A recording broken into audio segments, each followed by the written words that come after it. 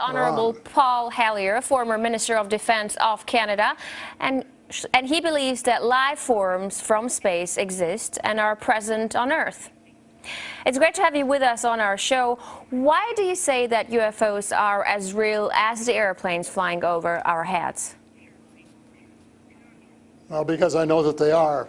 They've been, as a matter of fact, they've been visiting our planet for thousands of years. And one of the cases that would interest you most, if you give me 2 or 3 minutes to answer, is during the Cold War, 1961, there were about 50 UFOs in formation flying south from Russia to across Europe. And the Supreme Allied Commander was very concerned and about ready to press the panic button when they turned around and went back over the North Pole. So they decided to do an investigation, and they investigated for 3 years, and they decided that with absolute certainty that 4 different species at least, had been visiting this planet for thousands of years. So that's, we have a long history of UFOs, and of course there's been a lot more activity in the last few decades since we invented the atomic bomb, and they're very concerned about that and the fact that we might use it again. And because the whole cosmos is a unity, and it affects not just us, but other people in the cosmos, they're very much afraid that we might be stupid enough to start using atomic weapons again, and this would be very bad for us and for them as well. So no serious scientist has ever publicly confirmed evidence of an encounter with extraterrestrials. Why would scientists not confirm the facts if they exist? I'm afraid they must go out of their way not to find out.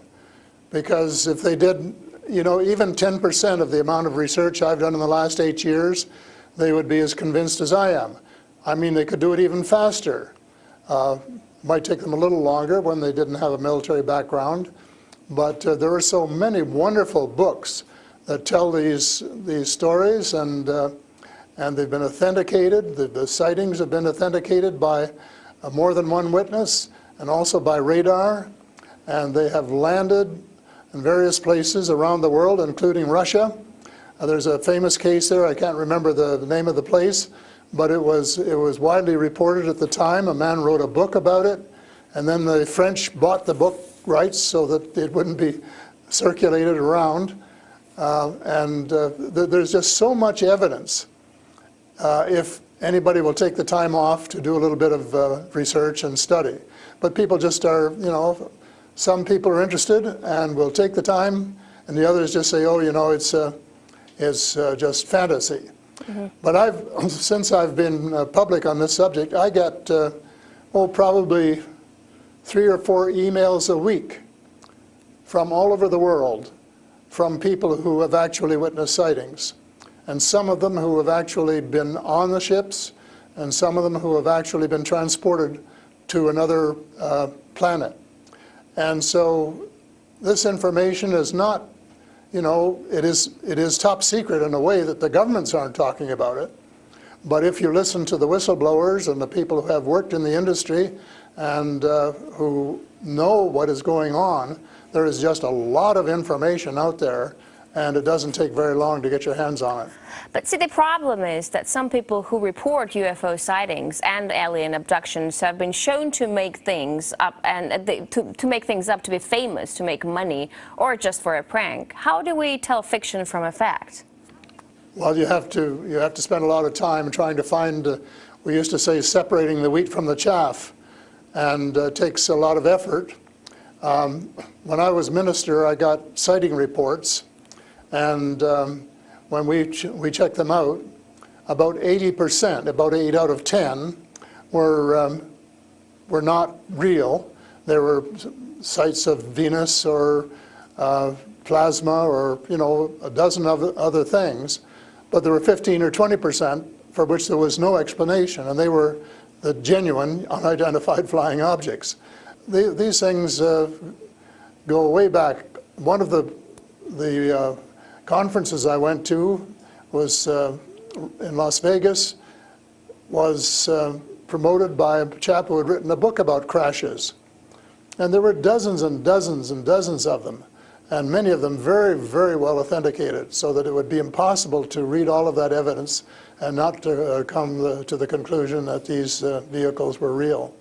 Have you ever had your own encounter with aliens? Not an encounter with aliens, no. I have seen a UFO about 120 miles north of Toronto over Lake Muskoka, where I have a cottage. And 2 years ago, last Canadian Thanksgiving, which is October, my wife decided she wanted to go out and look at the stars. So I'm not much of a night man, but I put on my cap and went out with her. And she looked into the eastern sky and said, "There's a star." And I turned around the other way and I said, "Oh, there's a much brighter one over here." And she looked, and it was. And we watched it until our necks almost broke for about 20 minutes. And it was definitely a UFO, because it could change position in the sky by 3 or 4 degrees in 3 or 4 seconds. And I checked out, there were no satellites that could do that. The space station wasn't going by, and it isn't able to move that fast anyway. And there was no other explanation except that it was the real thing. And 2 days later, I went down on the dock, got a comfortable chair, and watched it came back almost to the same spot and entertained me for as long as I could take it. And then I went back to the cottage.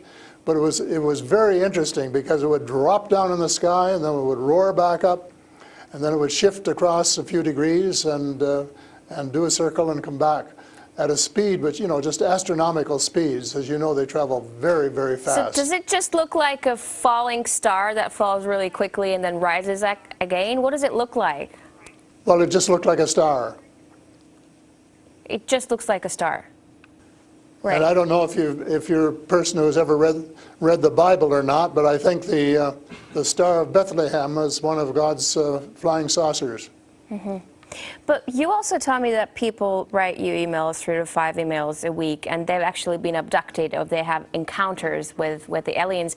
Do they actually tell you what these aliens look like? I mean, everyone's interested. How would I know if I see an alien and if he abducts me? Well, the first question you have to ask is, how many species are there? And I used to think there were, between 2 and 12. And Apollo astronaut Edgar Mitchell, who came to Toronto a few years ago and had dinner with us, agreed that it was somewhere between 2 and 12. But the latest reports that I've been getting from various sources are that there are about 80 different species. And some of them look just like us, and they could walk down the street and you wouldn't know if you walked past one. And they're what we call the Nordic blondes, and also the tall whites, who were actually working with the United States Air Force in Nevada. They're able to get away with that. They had a couple of their ladies dressed as nuns went into Las Vegas to shop, and they weren't detected. And I have a friend who saw one of the men walking along the street, and somebody who would recognize that they were different, and he did. So there are those kind, and then there are the short grays, as they're called, and they're the ones that you see in most of the cartoons. Have very, very slim arms and legs, and they're very short, just a little over 5 feet, and they have a great big torso and a great big head and great big brown eyes. But they're different species, so you have to know that they're different species, and and know that they're all different. Mm-hmm. So if you saw the short gray, you'd certainly know that there was something up that you'd never seen before. But if you saw one of the Nordic blondes, well, you'd probably say, "Oh, I wonder if she's from Denmark or somewhere," So this species that you're describing, are they all different in terms of nice and mean? Are some of them nice and benevolent? Are others nasty? Or how are they? Are they good to people on Earth, or are they here to harm them? Well, it's a difficult question to answer because they have different agendas. And maybe all of us on Earth should have the same agenda, but you couldn't say maybe that Russia and China and the United States all had the same agenda at every turn, because they don't. And I would say that nearly all are benign, they're benevolent, they want to help us. There may be one or two species which do not. And that's one of the things I'm investigating at the moment, is to see who they are and what they're up to and what their agendas really are.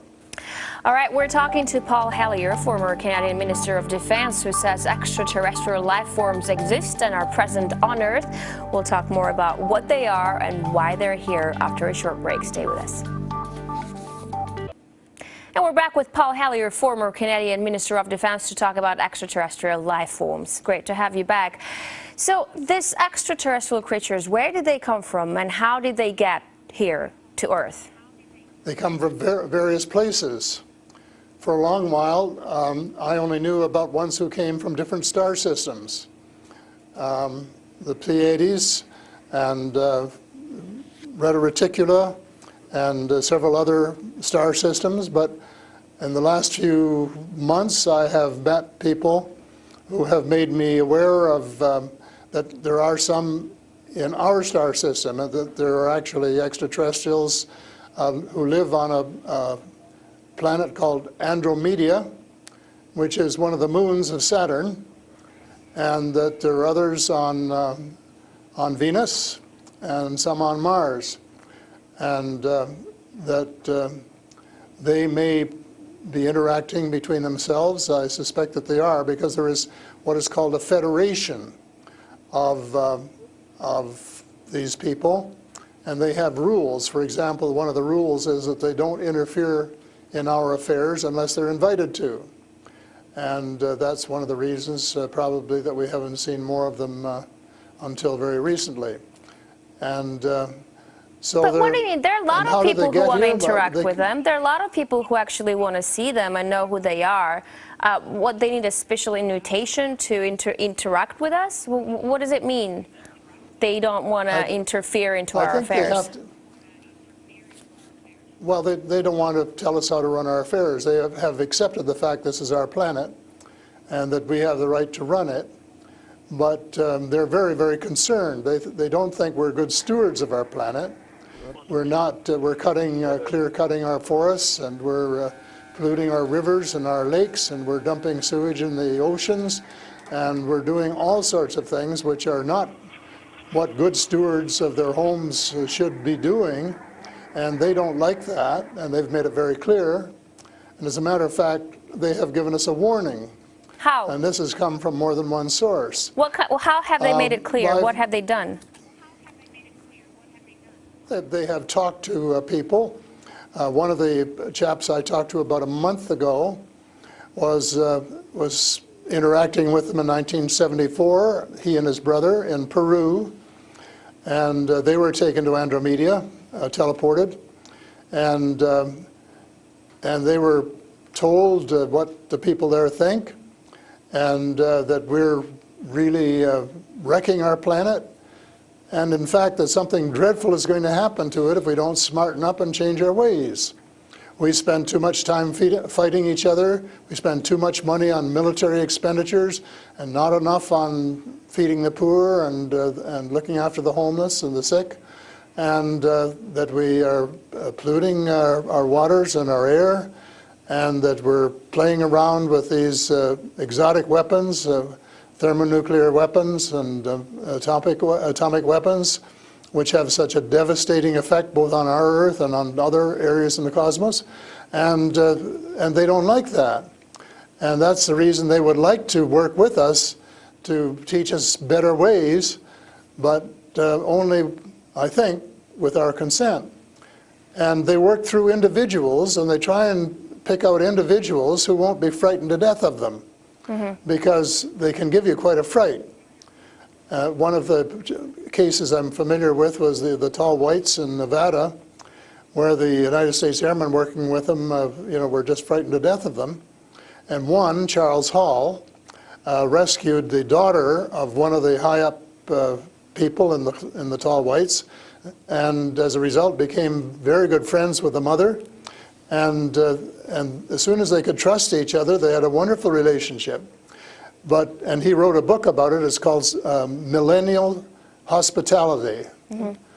Millennial Hospitality. And it tells you how you go through these stages of being scared out of your wits.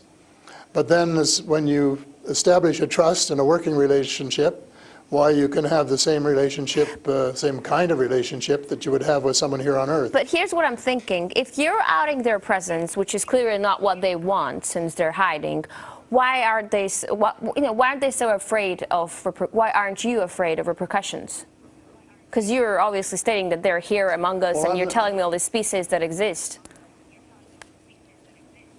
They are here among us, and I'm not afraid because in most cases, well, as far as technology is concerned, they're light years ahead of us, and we have learned a lot of things from them. A lot of the things that we use today, we got from them, you know, lead lights and microchips and Kevlar vests and all sorts of things that we got from their technology, and we could get a lot more too, especially in the fields of medicine and agriculture, if we would go about it peacefully. But I think maybe some of our people are more interested in getting their military technology, and I think that's wrong. I think that's wrong-headed, and that's one of the things that that we're going to have to change, because we're going to have to work together. Talking about all of us, everywhere on the planet. You mentioned military technology and swapping technologies and barters between between aliens and people in American government. I want to ask you, as a former Minister of Defense of Canada, is interstellar war a possibility? Should we be creating a Star Wars force to defend ourselves from possible invasion or something like that? Well, I think it's a possibility, but it's a possibility especially if we shoot down every UFO that comes in our airspace without asking who they are or what they want. And right from the beginning, we started scrambling planes and trying to shoot them down, but their technology was superior enough that we weren't able to get away with it. Certainly not for a long while. And during that period of time, they could have taken us over without any trouble if they'd wanted to. So I think we have to, rather than develop our own Star Wars, Earth Star Wars, to protect ourselves against them, that we should work with the benign species, who are the vast majority, and work together and rely largely on them, of course, and cooperate so that we would be contributing something at the same time. But I don't think there's any point in us developing a galactic force that would tempt us to go out on our own and get into mischief, which is one of the things I think some of them are concerned about. But what do you expect to happen if people start to believe in alien existence on Earth? Because things are definitely going to change. Our lives aren't going to be the same anymore. Well, I hope that's the case. I hope that's the case, and I'm all for full disclosure, and I'm going to push very hard for full disclosure in the book I'm writing, and to give some reasons for it, things that we really have to know and have a right to know, and that our future as a species, and here I mean, you know, all of the species in the world, are potentially at risk if we don't figure out what's going on and work together to try and make life more amenable for all of us. But and to work with our neighbors from other planets as well. But still, like, I'm thinking to myself, if they've been here for such a long time, as you say, and they're interested in helping humanity, as you say, why is our world such a mess? I mean, if you want to help someone, you just help someone. You don't wait for someone to invite you to help that someone, no? Well, I don't, you know, it's something that I think parents can sometimes say to their children, this is what you should do. But that doesn't mean the children are going to do it, does it? because the cosmos is based on free choice. And we're given the option of making mistakes, of making wrong choices. And I guess what bothers some of us is we've made too many wrong choices and not enough right choices. So we're going to have to start switching our priorities and stop spending so much time and effort and weapons to kill each other or to dominate each other, and spending a lot more time on how to help each other to have a better life and a more just society, and a life which is healthier, and where the health care is better, and where the food distribution is better, and where the air is cleaner and the water is cleaner, and all of those things that are waiting to be done if we just get together and row, as we say, rowboat, row in the right direction, the same direction. And it's possible, but it's a tall order, and so far we haven't done it. My thesis will be that we have to do it, and we have to start doing it right away. Thank you so much for this interesting interview and insight on extraterrestrial life. That was Paul Hellyer, former Canadian Minister of Defense. He says aliens exist and live among us on Earth. That's all the time we have for today. I will see you in the next edition of Sophie & Co.